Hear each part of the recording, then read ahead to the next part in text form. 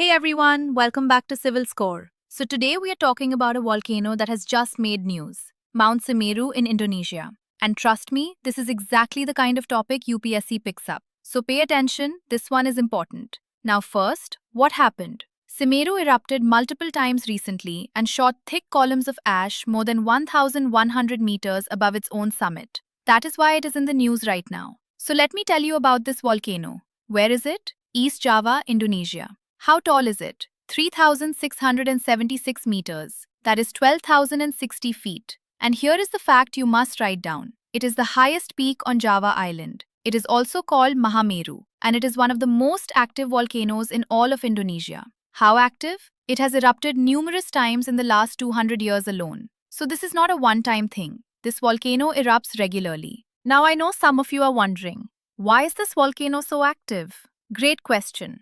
Let me explain this simply. Semeru sits in what we call a subduction zone. Now, what does that mean? It means one tectonic plate is going under another. In this case, the Indo-Australian plate is going under the Eurasian plate. And when that happens, all that pressure and heat has to go somewhere. It comes out as volcanic and seismic activity at the surface. That is your volcano right there. And because of this, Semeru is part of the Pacific Ring of Fire. Now, the Ring of Fire is something every UPSC student must know. It is a horseshoe-shaped zone around the Pacific Ocean where tectonic plates meet and cause extreme volcanic and seismic activity. Indonesia sits right in the middle of it. That is why Indonesia has so many active volcanoes. Now, here is the most interesting part. And this is what makes Semeru special even among active volcanoes. Its ash explosions happen every 10 to 30 minutes. Every 10 to 30 minutes. That is almost like a clock, completely regular, remarkable.